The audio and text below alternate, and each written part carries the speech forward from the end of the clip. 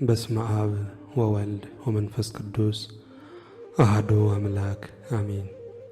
የማቴዎስ ወንጌል ምዕራፍ 26።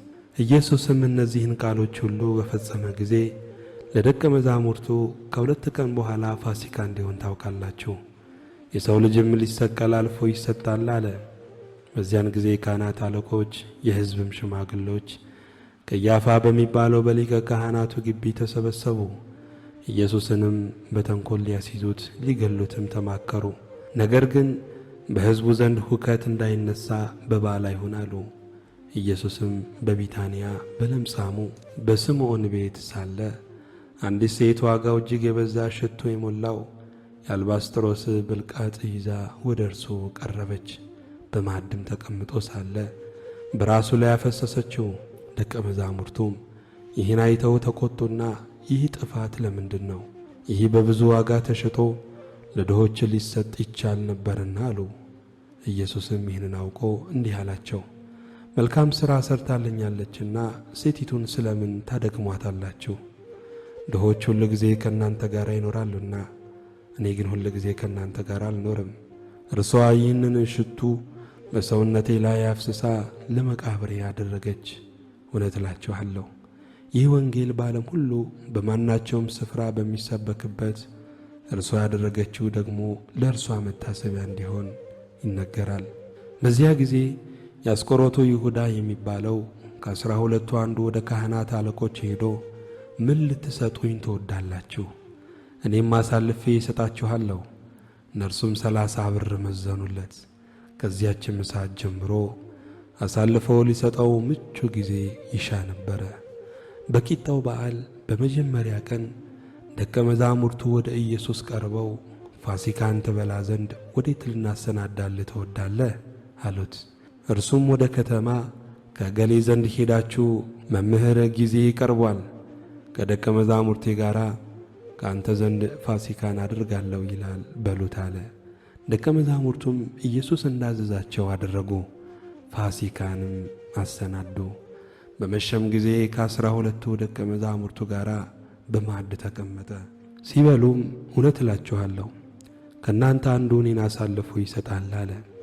እጅግም አዝነው እያንዳንዱ ጌታ ሆይ እኔ የሆንን ይሉት ጀመር። እርሱም መልሶ ከእኔ ጋር እጁን በወጭቱ ያጠለቀ እኔን አሳልፎ የሚሰጥ እርሱ ነው። የሰው ልጅስ ስለ እርሱ እንደ ተጻፈ ይሄዳል። ነገር ግን የሰው ልጅ አልፎ ለሚሰጥበት ለዚያ ሰው ወዮለት። ያ ሰው ባልተወለደ ይሻለው ነበር አለ። አሳልፎ የሚሰጠው ይሁዳም መልሶ መምህር ሆይ እኔ የሆንን አለ። አንተ አልህ አለው። ሲበሉም ኢየሱስ እንጀራን አንስቶ ባረከ፣ ቆርሶም ለደቀ መዛሙርቱ ሰጠና እንካችሁ ብሉ፣ ይህ ሥጋዬ ነውና አለ። ጽዋንም አንስቶ አመስግኖም ሰጣቸው፣ እንዲህም አለ፣ ሁላችሁ ከእርሱ ጠጡ፣ ስለ ብዙዎች ለኃጢአት ይቅርታ የሚፈስ የአዲስ ኪዳን ደሜ ይህ ነው። ነገር ግን እላችኋለሁ በአባቴ መንግሥት ከእናንተ ጋር ከዚህ ከወይን ፍሬ አዲሱን እስከምጠጣበት እስከዚያ ቀን ድረስ ከዛሬ ጀምሬ አልጠጣውም። መዝሙርም ከዘመሩ በኋላ ወደ ደብረ ዘይት ወጡ።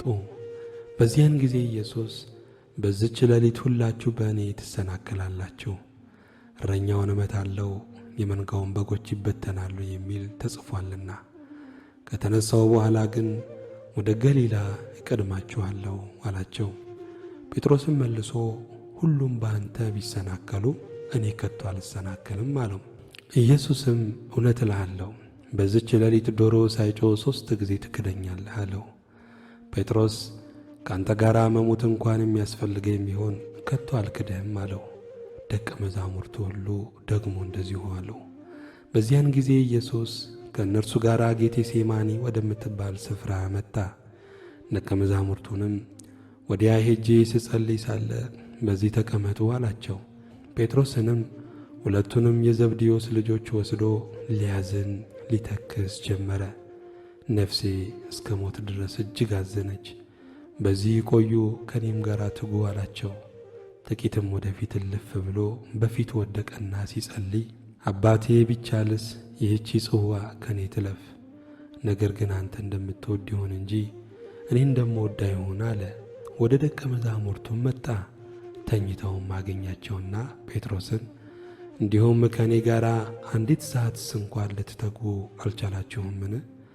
ወደ ፈተና እንዳትገቡ ትጉና ጸልዩ። መንፈስስ ተዘጋጅታለች፣ ሥጋ ግን ደካማ ነው አለው። ደግሞ ሁለተኛ ሄዶ ጸለየና አባቴ ይህች ጽዋ ሳልጠጣት ታልፍ ዘንድ የማይቻል እንደሆነ ፈቃድህ ትሁን አለ። ደግሞም መጥቶ ዓይኖቻቸው በእንቅልፍ ከብደው ነበርና ተኝተው አገኛቸው። ደግሞም ትቷቸው ሄደ። ሦስተኛም ያንኑ ቃል ደግሞ ጸለየ። ከዚያ ወዲያ ወደ ደቀ መዛሙርቱ መጥቶ እንግዲህ ስተኙ ረፉም፣ እነሆ ሰዓቲቱ ቀርባለች፣ የሰው ልጅም በኃጢአተኞች እጅ አልፎ ይሰጣል። ተነሱ እንሂድ፣ እነሆ አሳልፎ የሚሰጠኝ ቀርቧል አላቸው። ይህንም ገና ሲናገር እነሆ ከ12 አንዱ ይሁዳ መጣ። ከእርሱም ጋር ብዙ ሕዝብም ሰይፍና ጎመድ ይዘው ከካህናት አለቆችና ከሕዝቡ ሽማግሎች ዘንድ መጡ። አሳልፎ የሚሰጠውም የምስመው እርሱ ነው፣ ያዙት ብሎ ምልክት ሰጥቷቸው ነበረ። ወዲያውም ወደ ኢየሱስ ቀረበና መምህር ሆይ ሰላም ላንተ ይሁን ብሎ ሳመው። ኢየሱስም ወዳጄ ሆይ ለምን ነገር መጣህ አለው። በዚያን ጊዜ ቀረቡ፣ እጃቸውንም በኢየሱስ ላይ ጭነው ያዙት። እነሆም ከኢየሱስ ጋር ከነበሩት አንዱ እጁን ዘርግቶ ሰይፉን መዘዘና የሊቀ ካህናቱን ባሪያ መትቶ ጆሮውን ቆረጠው። በዚያን ጊዜ ኢየሱስ እንዲህ አለው፣ ሰይፍ የሚያነሱ ሁሉ በሰይፍ ይጠፋሉና ሰይፍህን ወደ ስፍራው መልስ። ወይስ አባቴን እንድለምን እርሱም አሁን ከ12 ጭፍሮች የሚበዙ መላእክት እንዲሰድልኝ የማይቻል ይመስልሃልን?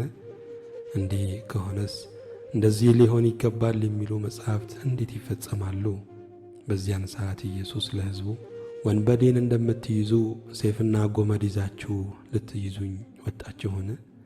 በመቅደስ ዕለት ዕለት እያስተማርሁ ከእናንተ ጋር ስቀመጥ ሳለሁ አልያዛችሁኝም።